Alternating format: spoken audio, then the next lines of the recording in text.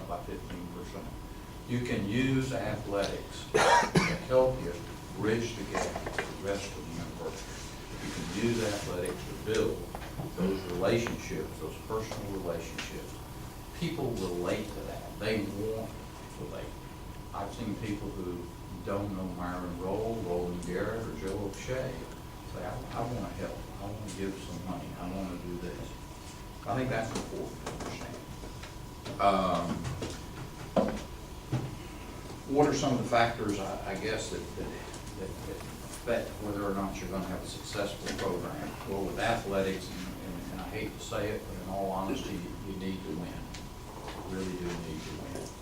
It's difficult to support programs that don't win. By the same token, you need to have a quality program. And you need to produce the Myron Rolls. You need to produce athletes that graduate. You know, if you look at success stories and you can be able to tell them, Warwick Dunn haven't read his story, you ought to take a look at it.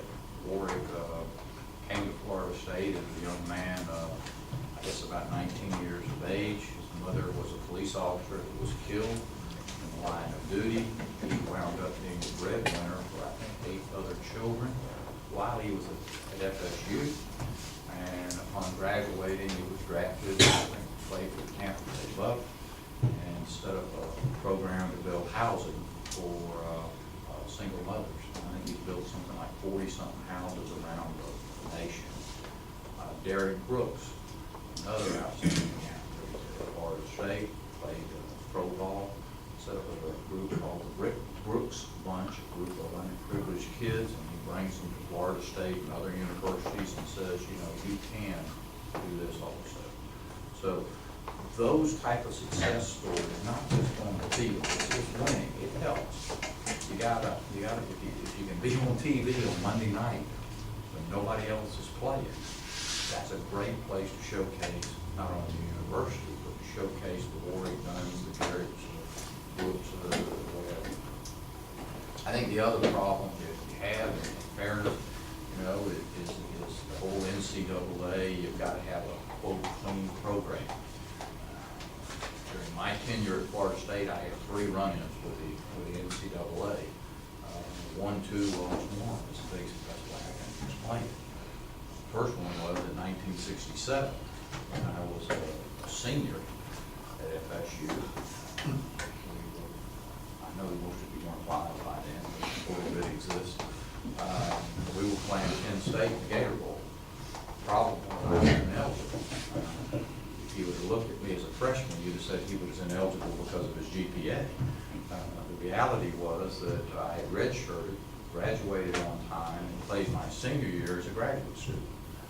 Back then, the NCAA had no provisions for graduate students to be eligible to participate in postseason championship events, is what they called them back then. The bottom line, they said, because you're a graduate student, you can't play in the Gator Bowl. You can play in the season because the institution controls that. I thought that was blatantly unfair because if you're supposed to be an institution that supports student athletes and academics, why would you penalize somebody who graduated, went on and was finishing a master's degree? Well, I got a lawyer, and we went to court. I lost, but I still think I won on that one. Second issue most of you know about was the Seminole name thing.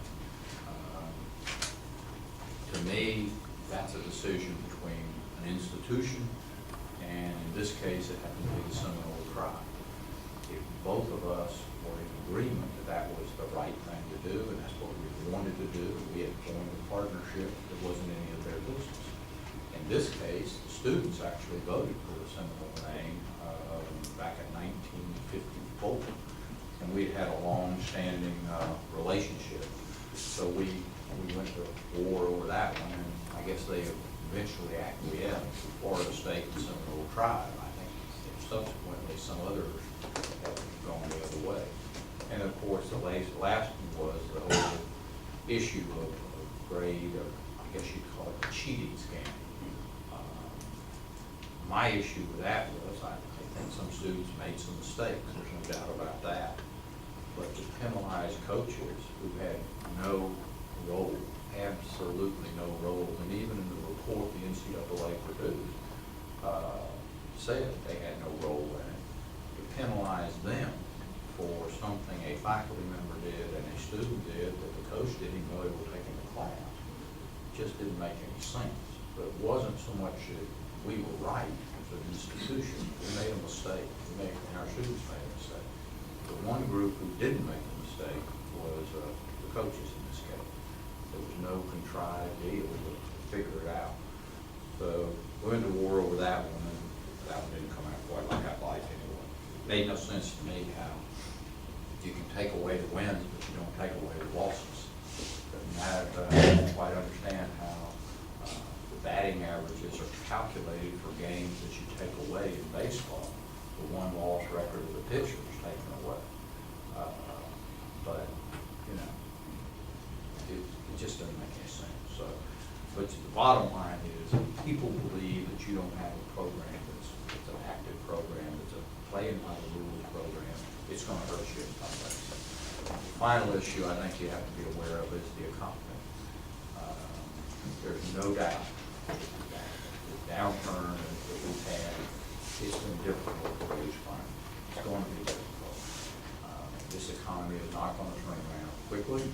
It's getting better, but it's not going to be back to where it was in 2005, 2006, before all the reductions came. People simply don't have the free dollars to spend that they used to spend. People can do estates, people can do deferred gifts, people can do that kind of thing. But even so, they're reluctant because they're afraid of what's the future hold. I don't know where it's going to go. Which brings up a whole different subject. I'll speak briefly to them, and then I will be done, and you can ask any question you want, and I'll try and give you an answer. So the economy becomes very much a driving factor. It's not so much do I have the dollars, but am I willing to part with the dollars at this point in time. Even if they're dollars you're not going to see until a later date. Let me talk a little bit about taking gifts and accepting gifts. You know, the best gift you can get is cash. Cash never offends anybody. But very seldom does somebody walk up and hand you cash with no strings attached. And it's unusual. I mean, one of the best examples right now is T. Boone Pickett.